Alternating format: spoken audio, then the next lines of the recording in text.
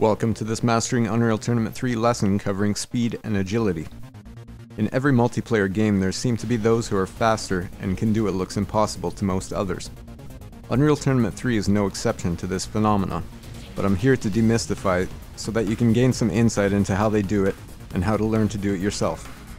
These things aren't exploits, but in the game by design, to separate the wheat from the chaff.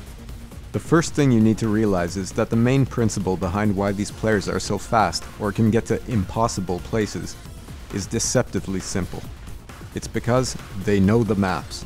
They know them like the back of their hands. Now that doesn't necessarily mean that it's a requirement, but it's certainly the largest advantage a player of any skill level can easily gain.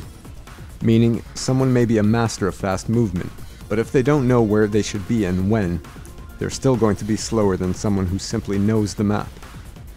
Know where the goals are, the power-ups, the best vehicles, the super weapons, the quickest routes. Learn what areas will let you perform trick jumps to cover a lot of area in just a couple of seconds without aid from any other players or vehicles. This can be vital for flag runs among other things. Also learn what areas will give you the largest stealth advantage. Stealth is speed when you avoid unnecessary confrontation. Using the map Arsenal as an example, here's a hypothetical route a skilled player might take. Learn to adjust your routes depending on where you spawn, otherwise you're once again wasting time. You can see that in a very short amount of time I have gathered 4 major power-ups because I know their location and the quickest routes to get to them. Note that without the jump boots in this scenario, at least one of these would be otherwise quite difficult to get.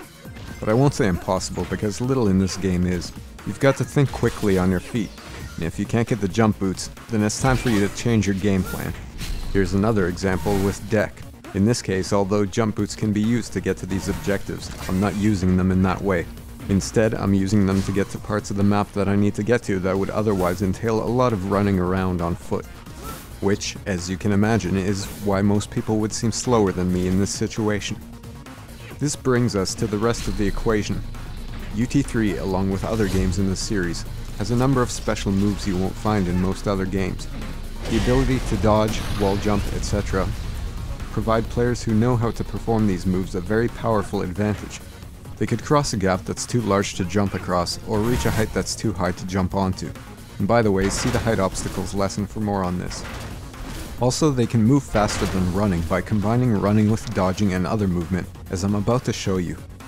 Using Torlin, I'll move across the map twice using different methods of movement. On the bottom I'm running as any inexperienced player normally would. Forward key is held down and mouse look controls the direction. But on the top, while I'm running, I do dodges. I do this by adjusting my mouse look to accommodate sideward dodges that don't interrupt my forward movement. I dodge at an interval that's the most efficient. Dodge running uphill doesn't work very well. The terrain would become an obstacle. Instead, I quote-unquote bunny hop, which I normally wouldn't want to do in Unreal, but it's actually the fastest method for going uphill, as I'll prove in the next demonstration. As you can see, there's quite a margin here. Using advanced movement, I've won by around 6 or 7 seconds. The next race on the map Avalanche will demonstrate the difference between the speed of the 2 different methods of movement, going up and down a hill. And I'll take this opportunity to reiterate that hopping is not an effective style of movement on level ground, especially in combat situations. So try not to confuse my advice for saying that bunny hopping is always a good thing in Unreal Tournament. As I'm sure I've said in another video, this isn't Quake. But going up hills, it's definitely a quicker style of movement if you time it correctly. This grows more apparent the longer the length that you have to traverse. On a shorter ramp the difference might be more like millimeters, but it could still be the difference between getting a power-up first or not. On the downhill, the advantage of dodge running is impossible to argue.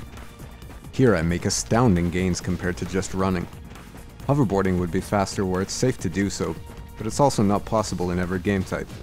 You should definitely learn to be quick using your own 2 legs. This habit will serve you well everywhere.